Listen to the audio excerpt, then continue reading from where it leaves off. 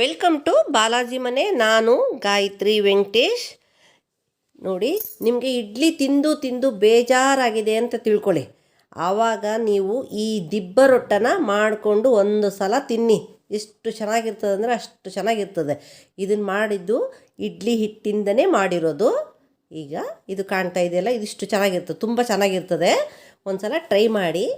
ಇದು ನೋಡಿದ್ದು, ಈಗ ಇದನ್ನು ನಾವು ಪಿಜ್ಜಾ ಇದು ಎಲ್ಲ ಕಟ್ ಮಾಡ್ತೀವಲ್ಲ, ಕೇಕು, ಅದೇ ಥರನೇ ಇದನ್ನು ಕಟ್ ಮಾಡಿಕೊಂಡು ಇದು ನೋಡ್ರಿ ಎಷ್ಟು ಚೆನ್ನಾಗಿರ್ತದೆ ಅಂತಂದ್ರೆ ನೋಡಿದ್ದು ಇದನ್ನು ತೆಗೆದ್ರೆ ಇಷ್ಟು ಸ್ಮೂತಾಗಿ ಇರ್ತದೆ, ಮೇಲ್ಗಡೆ ಕ್ರಿಪ್ಸಿಯಾಗಿರ್ತದೆ.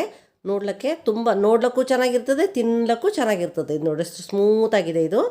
ಇದನ್ನು ನಾವು ಈ ಬೆಲ್ಲದ ಪಾಕ ಇರ್ತದಲ್ಲ, ಆ ಬೆಲ್ಲದ ಪಾಕದಲ್ಲಿ ಡಿಪ್ ಮಾಡಿಕೊಂಡು ತಿಂತಾ ಇದ್ದರೆ ಏನು ರುಚಿ ಅಂತೀರಾ. ಆಹಾ, ತುಂಬ ರುಚಿಯಾಗಿರ್ತದದು. ಒಂದು ಸಲ ಟ್ರೈ ಮಾಡಿ, ತಿಂದು ನೋಡಿ. ಆವಾಗ ನೀವೇ ಹೇಳ್ತೀರಾ ಎಷ್ಟು ಚೆನ್ನಾಗಿದೆ ಅಂತ. ನೋಡಿದ್ದು ಎಷ್ಟು ಚೆನ್ನಾಗಿ ಕಾಣಿಸ್ತೈತಿ, ನೋಡ್ಲಿಕ್ಕೆ ಎಷ್ಟು ಚೆನ್ನಾಗಿ ಕಾಣಿಸ್ತಾ ಇದೆ. ಇನ್ನು ತಿಂದರೆ ಅಂತೂ ಇನ್ನು ತುಂಬ ಚೆನ್ನಾಗಿರ್ತದೆ. ಬನ್ನಿ ಹೇಗೆ ಮಾಡೋದು ಅಂತಂದೇಳಿ ನೋಡ್ಕೊಂಬರೋಣ. ಫಸ್ಟಿಗೆ ಇದು ಇಡ್ಲಿ ಹಿಟ್ಟನ್ನ ತೊಗೋಬೇಕು. ಇದು ಇಡ್ಲಿ ಹಿಟ್ಟು ನಾವು ಮಾಡ್ತೀವಲ್ಲ ಎಲ್ಲ ಇಡ್ಲಿನ, ಅದೇ ಹಿಟ್ಟೇ ಇದು. ಇದಕ್ಕೆ ನೀವು ಆಲ್ರೆಡಿ ಉಪ್ಪು ಹಾಕಿದರೆ ಉಪ್ಪು ಹಾಕೋದೇನು ಬೇಕಾಗಿಲ್ಲ. ಇಲ್ಲ ಅಂತಂದ್ರೆ ಉಪ್ಪು ಮತ್ತು ಜೀರಿಗೆನ ಹಾಕಿ ಎಲ್ಲದನ್ನೂ ಒಂದು ಸಲ ಕೈ ಆಡ್ಕೊಳ್ಳಿ. ಎಲ್ಲ ಹೊಂದ್ಕೋಬೇಕಲ್ಲ, ಅದಕ್ಕೋಸ್ಕರನೇ ಎಲ್ಲದು ಆ ಥರ ಕೈ ಆಡ್ಕೊಂಡು ಹಿಂಗೆ ಎತ್ತಿ ಹಾಕಿದರೆ ಈ ಥರ ಇರಬೇಕು ನೋಡಿರಿ. ಹಿಟ್ಟು ಈ ಥರ ಇರಬೇಕು.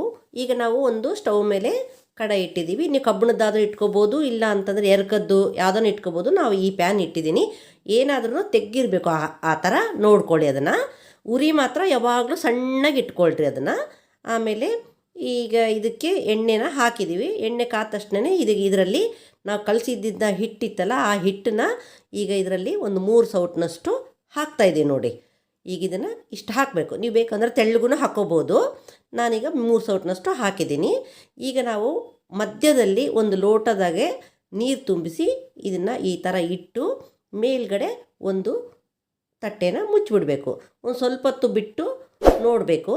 ನೋಡಿದರೆ ಈಗ ನೋಡಿ, ಇದು ನಾವು ತೆಗೆದು ನೋಡಿದಾಗ ಈ ಸುತ್ತಲೂ ಈ ಥರ ಕೆಂಪಗಾಗಿದ್ದರೆ ಕೆಳಗಡೆ ಎಲ್ಲ ಆಗಿದೆ ಅಂತ ಅರ್ಥ. ಅದು ಆವಾಗ ನಾವು ಏನು ಮಾಡಬೇಕು ಅಂದರೆ ಇದನ್ನು ಒಂದು ಕಡ್ಡಿ ತೊಗೊಂಡು ಹಿಂಗೆ ಚುಚ್ಚಿ ನೋಡಬೇಕು.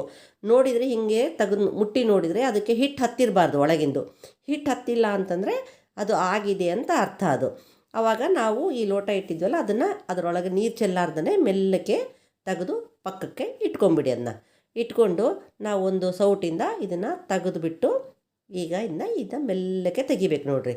ತೆಗೆದುಬಿಟ್ಟು ನಾವು ಇದನ್ನು ಈ ಥರ ತಿರುವಿ ಹಾಕ್ಕೊಂಡು ಬೇಯಿಸ್ಕೋಬೋದು. ಕೆಲವರು ಬೇಯಿಸೋದಿಲ್ಲ. ನಾನು ಇದನ್ನು ತಿರುವಿ ಹಾಕಿ ಬೇಯಿಸ್ತಾ ಇದ್ದೀನಿ. ಬೇಕು ಅಂದರೆ ಇನ್ನೂ ಸ್ವಲ್ಪ ನೀವು ಸುತ್ತಲೂ ಎಣ್ಣೆನ ಹಾಕ್ಕೋಬೋದು. ಇಲ್ಲ ಅಂತಂದರೆ ಹಿಂಗೇನು ಬೇಯಿಸ್ಕೋಬೋದು. ನೀವು ಇದಕ್ಕೆ ಮತ್ತು ಸ್ವಲ್ಪ ಒಂದು ಪ್ಲೇಟ್ನ ಮುಚ್ಚಿ ಇಟ್ಬಿಡಿ. ಸ್ವಲ್ಪ ಹೊತ್ತು ಅದೆಲ್ಲ ಸ್ವಲ್ಪ ಕೆಂಪು ಆಗೋ ಥರ ಮುಚ್ಚಿ ಇಟ್ಕೊಂಬಿಡಿ. ಆವಾಗ ಈಗ ನೋಡಿ ಇದನ್ನು ತೆಗಿತಾ ಇದ್ದೀನಿ. ಈಗ ಅದನ್ನು ಒಂದು ಪ್ಲೇಟ್ನಲ್ಲಿ ತೆಗಿತಾ ಇದ್ದೀನಿ ನೋಡಿ. ಅದನ್ನು ಅಷ್ಟೇ ಕೆಳಗಡೆನೂ ಸ್ವಲ್ಪ ಕೆಂಪಗೆ ಆಗಿರ್ತದೆ. ತುಂಬ ಚೆನ್ನಾಗಿರ್ತದೆ. ನೋಡಿದ್ದು ಈ ಥರ ಕಾಣಿಸುತ್ತೆ. ನೋಡೋದು ಈ ಥರ ಇರುತ್ತೆ. ಇದೇ ದಿಬ್ಬ ರೊಟ್ಟ. ತುಂಬ ಚೆನ್ನಾಗಿರ್ತದೆ. ಒಂದು ಸಲ ಟ್ರೈ ಮಾಡಿ. ಈ ವಿಡಿಯೋ ಇಷ್ಟವಾದಲ್ಲಿ ಲೈಕ್ ಮಾಡಿ, ಶೇರ್ ಮಾಡಿ. ಹೆಚ್ಚಿನ ವಿಡಿಯೋಗಳಿಗಾಗಿ ನಮ್ಮ ಚಾನಲನ್ನು ಸಬ್ಸ್ಕ್ರೈಬ್ ಆಗಿ.